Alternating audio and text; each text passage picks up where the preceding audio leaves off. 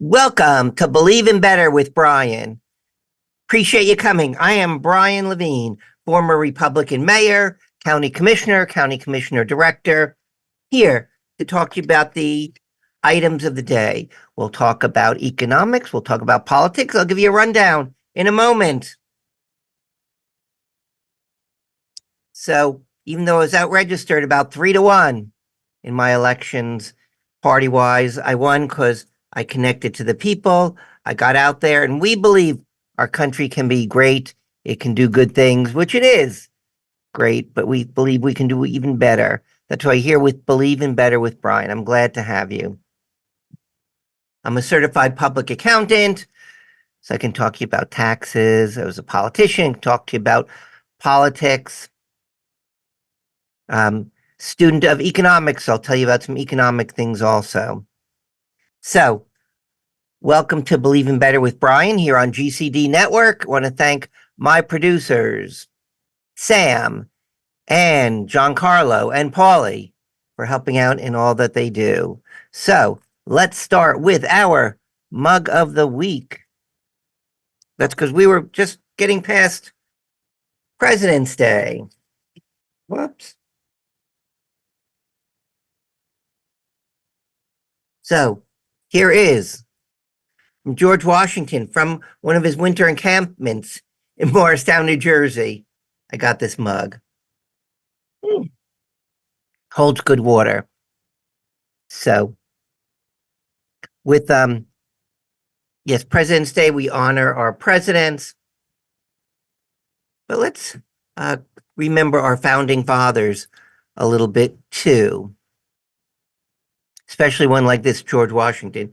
It was virtually unheard of in history for someone to, like George Washington, be the conquering hero, the general.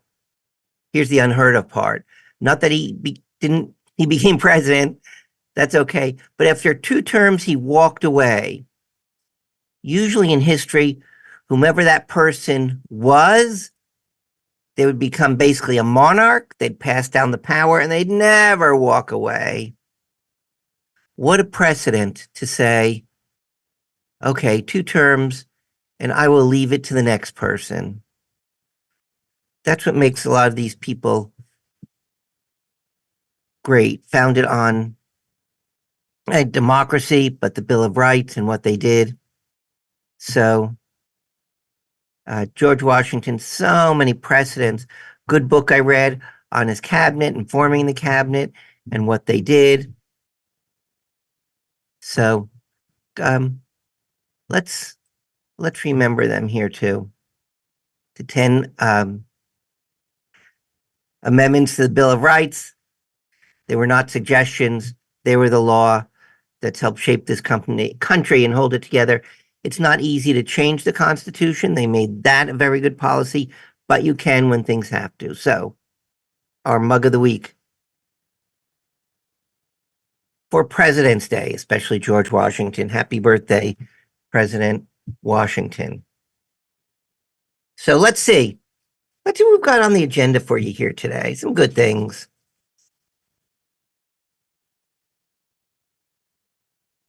Of course, our mug of the week. We're going to go into politics in the Mideast a little bit. I'll let you know how the economy's doing. You might think you know because you're living it, but I'll give you some specifics. Here, a lot of talks about tariffs and President Trump imposing them in other countries. And so what are they? How do they work? I'm going to give you a quick little education on that. A little on the DEI controversy. And we'll come up and wrap up with our Hypocrite of the Week, and that's going to be a whole story in and of itself. We'll let you know about that. So we love to have our Hypocrites of the Week. Not that we like hypocrites, we do not. But we point them out to you. So let's look at the politics. Israel and Hamas. Let's start at the end. And what we see at the end, it shows the absolute pathology of Hamas. Let me try that again. The absolute pathology of Hamas. the uneducated stupidity of the protesters, mostly on college campuses, who supported unfeeling, murderous sociopaths, i.e., Hamas, and the even stupider faculty and administration who let it happen. And why are they stupider, the faculty administration? Because they should know better. The students should know. The faculty who supported them and were too unknowledgeable and uncaring and perhaps anti-Semitic to even care should have known better. So we had our hostage deal. Okay, it's good that's finally happened after all this time. So Hamas was going to release these hostages they took in a brutal, unprovoked attack on October 6, 2023. They're releasing them a few at a time. These were innocent people at a concert or in their home. And last week, 4 came back dead. How unconscionable, how cruel. What happened to these people? What did they do? What did these terrible people do? They took them, they ripped them from their homes, murdered them, and everyone's delighting like they did on the friggin' college campuses to celebrate these murderous sociopaths who have no concept of what's really going on. So you know what? And in exchange for these hostages, Israel has to release, that's the deal, hundreds of actual prisoners. So damn it, gotta put on the shits because I can't stand to look at them. Hamas, they came in, they kidnapped people from the concert, from their homes, dragged them off, innocent people, and they held them for over a year. And now they're releasing them slowly.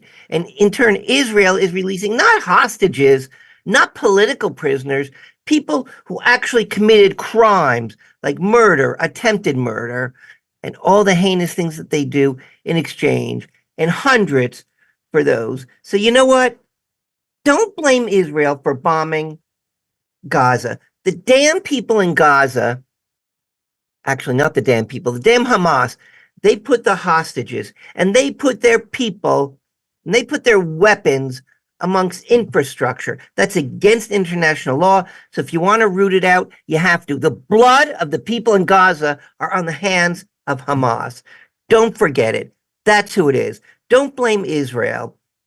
You know what? They have to defend themselves. If someone came in to the United States, if you're watching in the US, kidnapped people and brought them back to their country, what would you want to be done? Sit and pussyfoot around and do nothing? No, you'd say, let's go get them. How terrible. How can you destroy my sovereignty and come and take people? That's what happened. Like in To Kill a Mockingbird, see the sign behind me? What would Atticus do? Put yourself in their shoes and tell me what you would do. If you sit there scared with your tail between your legs, well, you know what? That's the scaredy cat you are. So Hamas has proven that they are incapable of entering the family of nations, and they can't govern themselves. If they would do this low-life kind of things, they can't enter the family of nations. They're steeped in hatred, in lack of education, in not building infrastructure for themselves, and virtually non-existent irrigation. Look at Israel. It's a green country, even though it's a desert, because they irrigate and they have their agriculture. Gaza could do the same thing. They're on the Mediterranean. They got beautiful shores. They have resources. They have people. They don't give them education. The only education is that they hate Jews, they hate Israelis, and kill them all. You know what? Instead of turning outward with hatred, they turned inward with help for their people and real education. They could be a force for good and for economic quality for their people. So, you see how this keeps playing out. Oh, I think probably President Biden, President Trump both had a hand in this. We'll see how it all turns out. So, as I said to you, Going to talk about the economy. So, how's the economy doing? Well, economic indicators, too many people will point to it to see how things are, but that's not the reality. And I'll tell you, economic indicators and how things look is pretty good. GDP, gross domestic product, fourth quarter of 2024. The real GDP, real means adjusted for inflation, increased by about 2.3%.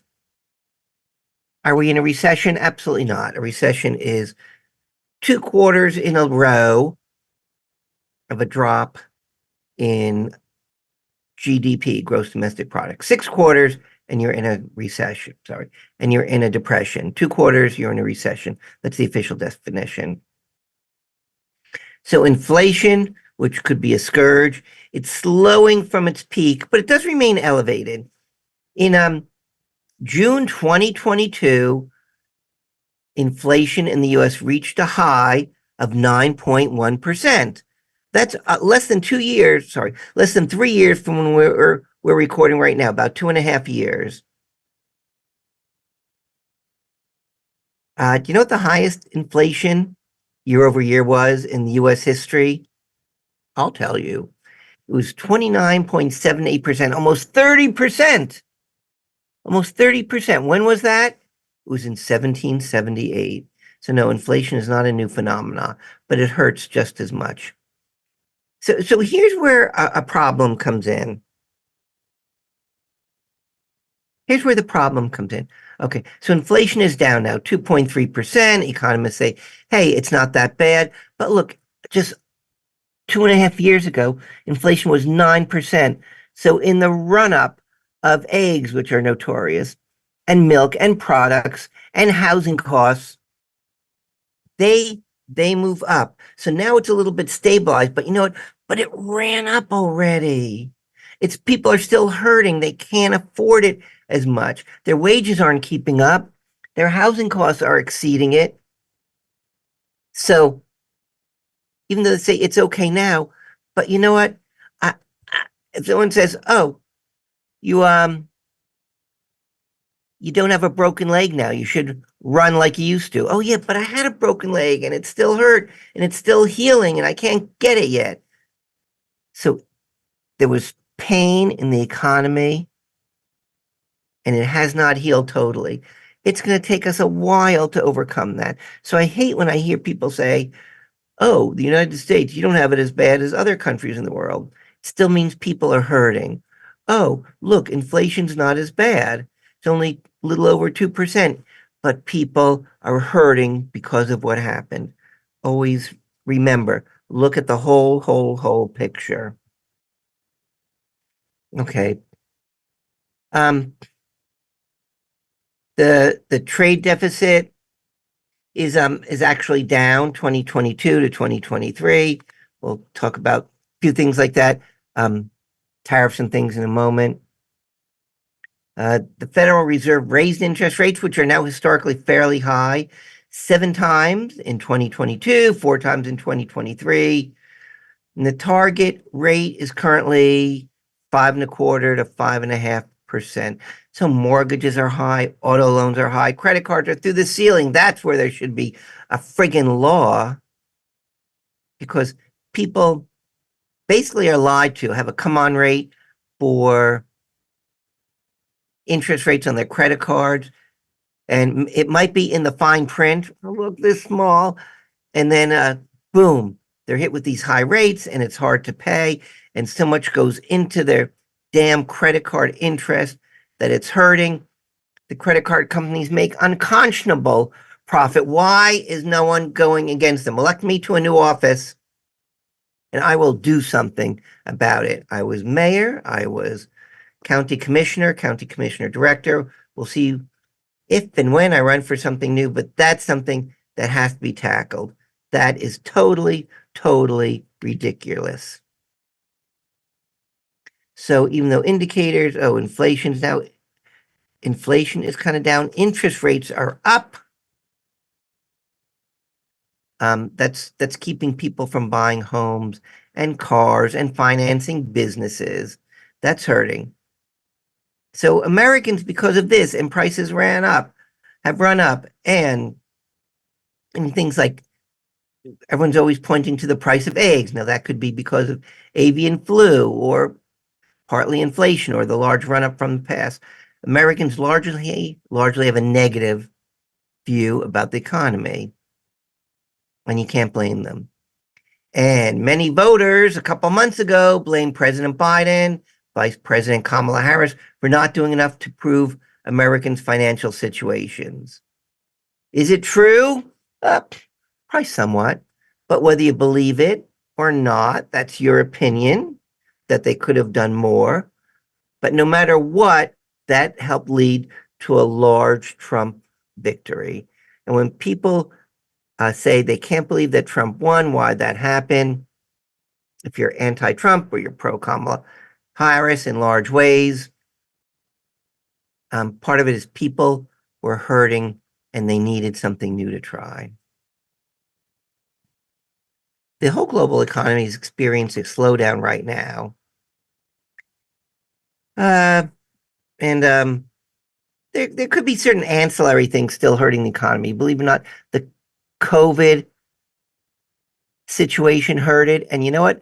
Many people are saying it's not so much the COVID situation, it's the response to the COVID situation.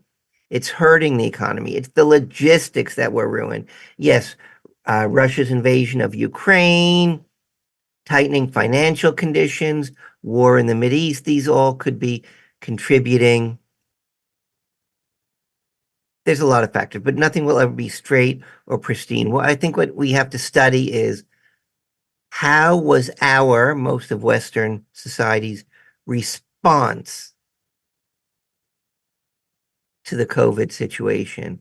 And was that what hurt our economy? It certainly hurt our education. You have kids sitting at home, they fell behind. It's going to be a long time before they recover. It wasn't thought through. Okay, so we touched on economy and we said we touched on tariffs. So the question becomes, what are tariffs? Are they hurting anything? Who has the right to impose tariffs? It seems like the US president does, because we hear Donald Trump saying it, President Biden did, a lot of presidents did. But no, at the core of it, the president does not have the right to impose a tariff. Congress has the ability to set tariff policy by authorizing the president to negotiate trade agreements and to adjust tariffs in certain situations. That's the Presidential Trade Promotion Authority. So before 1930, which is about a century ago, Congress usually set the tariff rates legislatively. They unloaded that a lot to the president because they thought it would streamline it. So if Congress wanted, they could take that back. But right now we have the president doing a lot of that. So who pays this tariff? You know what?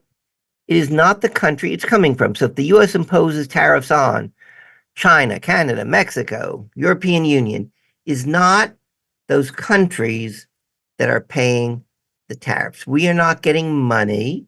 We, the United States, or whichever country imposes it, is not getting money from the foreign country to impose it. So who's paying it? It's the import company. So if I import a product, manufactured parts from China, it's not China who's paying it, it's the importer who pays it. Then that importer pays it to his home government. Okay, collect the money and send it to the government. Okay, so you're paying more. So most all the time, it's being passed off to the consumer. So the consumer is paying it because that's the eventual payee in our system. So the importer is usually the one paying it directly, sends it to the government, and it's the consumer who bears the brunt of it. So the theory is, okay, it'll save American jobs, save industries. Tariffs were a major source of revenue for a country about a century and a quarter ago, not so much recently. I'll give you some specifics in a moment about that. So, what happens? China, as most countries, if you impose a tariff on them, they're going to retaliate and put a tariff on you. So, China heavily put a tariff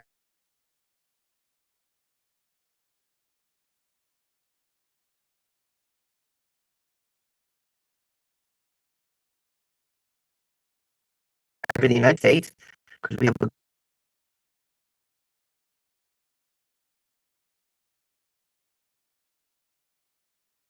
like, but I'll tell you why they're smart.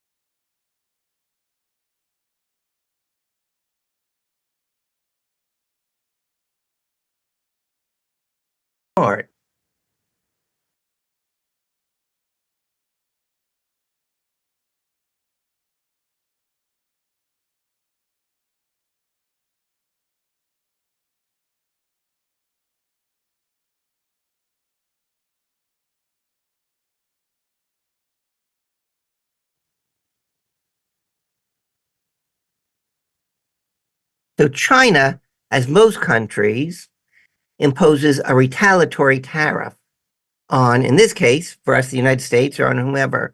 So usually it's on agriculture. That's what China does because US exports a lot of agriculture. We're good at it, so we export it, and China needs it. But I have to say, China is smart. It's an oppressive regime. I don't like how they act, but they're smart in how they do their tariffs, and here's why. First, by doing agriculture, it hits the United States big because that's a big one. Also, where are most of our agricultural places, farms? They're in what are known as the flyover states, which are red states. So when they impose the tariff, it hurts the red states, which they're kind of doing that to give an oomph, a little kick more to Donald Trump. I'm imposing higher costs and problems on your base. They know that this would impact Donald Trump. That's never hear it said, but here I'm believing better. We know, we get to the heart of it, and we'll tell you about that. So Canada, European Union, they impose it on agriculture also. Because our agricultural industry, so to speak, in the United States, absolutely we rely on exports. So they're hitting it where it hurts. And it's hard to get around. They put on the agriculture, and you're going to send out anyway. You can't say, okay, forget it, China, Europe, Canada. We're just going to use our agriculture within the United States. We're not going to send it. But that doesn't work. We've got excess. We have to export it. So they know they've got it. So it certainly impacts the industry. And then China, they're also doing non-tariff retaliation. You don't see much of this. Okay, US announced tariffs against Chinese products. China pretty quickly announced tariffs on the US, especially agriculture. But here's where China also did it. And again, I don't like their regime, but they're smart in how they do their trade wars. They're announced almost immediately without tying the two together, but obviously it was because it was together, that they're investigating Google for violating antitrust laws, a non-tariff retaliation. So they're saying, okay, I'm going to impose tariffs. Oh, by the way, I'm investigating one of your big tech companies. And probably that's the start. You know what? I might do a lot because China, they probably don't care if they suppress them. But that's a economy with potentially billion users. They know they can squeeze it. So trade wars are coming to not just trade items. So what happens when China imposes these tariffs?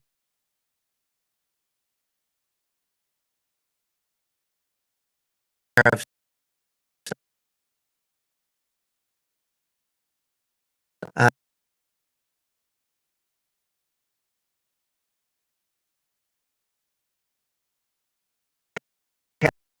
as my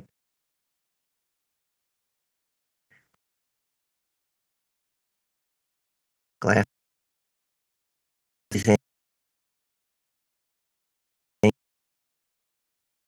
the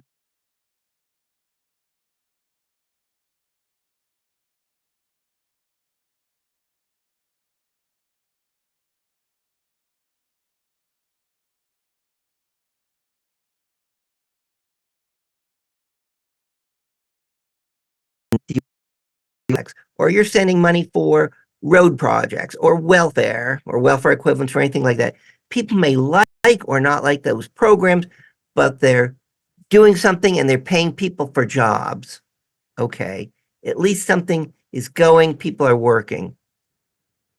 When you're paying interest on an ever increasing national debt, you're blowing it. You're just paying interest. And you know what's ironic? China holds a lot of the US securities. So we're paying interest to China, but it's non-productive money. We're paying, we, the US taxpayer, taking a larger and larger percent of our budget and sending it towards interest. And that's what's increasingly causing our problems, the US problems. So who are the US top trading partners? Believe it or not, number one is Mexico at about $466 billion. Number two is China at a little over 400 billion. And number three is Canada at 377 billion. So with these, what percent of US economy is tariffs? Less than 2%, about 1.7. So what's the largest US moneymaker? It's the US individual income tax. It's tax season, file your taxes. Send in more money so you guys can do more. I know, I'm only joking. I'm a CPA. I help people save taxes for a living. Write into us. Some people ask me basic questions. I'm glad to answer them. So you can do that. So why is these tariffs being imposed? I think it's because President Donald Trump has a history of deal making and leveraging what he's got. And by suggesting these tariffs, he puts himself in a strong negotiating position. He starts on a strong footing. And let's face it, with the US economy being by far the biggest in the world, he has a lot of oomph. He's got a lot of leverage. He can take a strong stand on it. Okay, let's talk about another aspect of the federal government. The DEI, diversity, equity, and inclusion, ending basically in the federal government and the controversy that entails. I'm not going to go over the good or bad of it, but word has gotten out, it's been said, the federal government's elimination of many DEI programs has spread to the private sector. You know, a little bit, but it's actually, frankly, slightly backwards. DEI has been downsizing, had its genesis basically with private corporations, and then it spread to the government. So in 2024, Ford's, Lowe's, Walmart, Amazon all curtailed or eliminated their DEI programs. And in a lot of companies, the DEI reference in their annual reports was pared down or just removed totally from places like Pepsi, GM, Google, Disney, General Electric, Intel, PayPal, Chipotle, Comcast. So, I mean, it's been on the downslide ever since, partly when the US Supreme Court pulled back on affirmative action, and I think companies were spending money, they decided not to. So it's been we'll see where that goes to. Certainly the federal government's coming back. So let's tell you about the hypocrite of the week. And this is a deal with the devil. I'm not saying who's the devil, but it's a deal that would be made with the devil. And our hypocrite is New York City Mayor Eric Adams. Last year, New York City Mayor Eric Adams, he was indicted on charges of bribery and corruption. Mayor professed his innocence, saying he's not guilty. And on February 14th of this year, the Justice Department moved to dismiss that bribery case. February 14th, that's Valentine's Day. Why was that? Because Mayor Adams and the Justice Department on Valentine's Day had a love fest where policy is traded for personal favors. What do I mean? Let's go back to what happened. Mayor Adams was against ICE, Immigration Service, being given information on illegal foreigners, in essence, turning New York City largely into a sanctuary city, and that was his position. Now the mayor says he will cooperate with ICE. Is that because he came to a revelation of how immigration should be? No, he wanted a personal favor in addition to switching to a conservative policy. So in essence happened is, hey, mayor, we will drop the bribery and corruption against you if you cooperate with ICE. So in both sides, it's a bad deal against what the people need. So Mayor Adams says, hey, what do I care about these people? I'm only cared about my own skin. Okay, look, I'll throw them to ICE, the people, and you do not prosecute me. And the Justice Department said, oh, what do we care about a few corrupt, bad apple politicians? We'll do that. We'll get you off the hook if you cooperate on our policy. What a terrible precedent. What a terrible deal. So the mayor's attorney, Alex Biro, and the acting U.S. Deputy Attorney, Attorney General Emil Bowe, say there is no quid pro quo. Okay. Now there's a technical term for that. It's hard for me to look at it. We're saying, okay. So they said there is no quid pro quo. So the technical term for that is lying. They're both lying because they're both doing what they want at the expense of the people.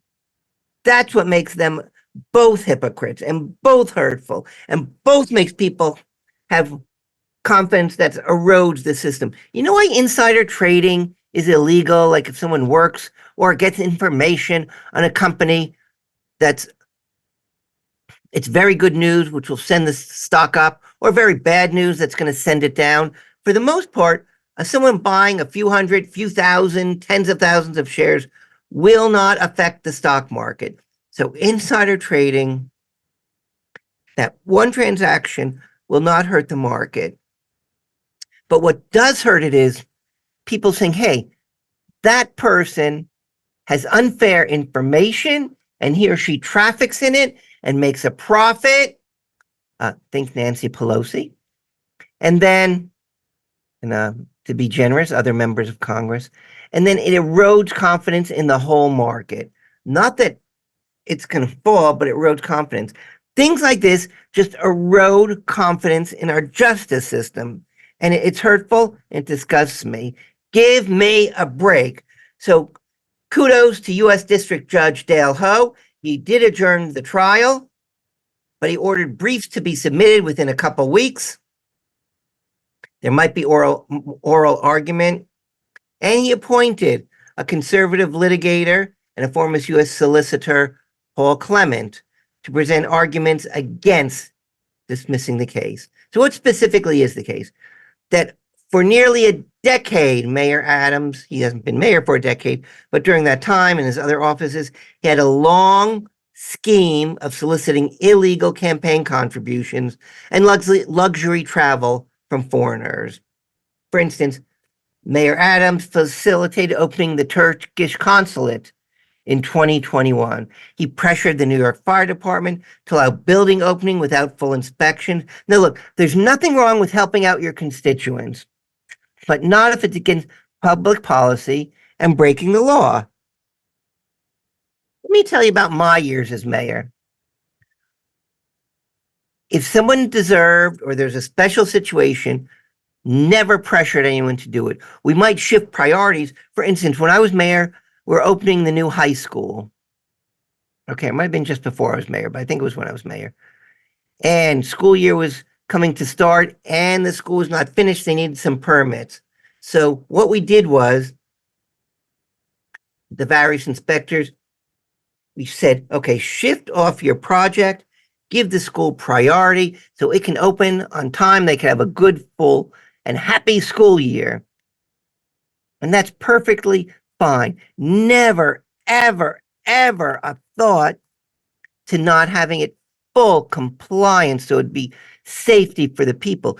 You can help a constituent. That's what elected officials should do. You can shift priorities because that's what officials do, not because of who the person is, who the company is, but because of the public good. In this case, the public good was opening a new high school on time and allowing the students to go there. So the charges were dropped with what's called with prejudice, quote unquote, with prejudice, meaning they can be resuscitated. So Justice Department was smart. They said, little Mayor Adams, if you do not comply with this deal, we will reinstate the charges. We're not just dropping it. We're taking it and setting it aside. So if you become a bad boy mayor, you're going to prison again. Well, not again. We're going to reinstate it and hang you out to dry.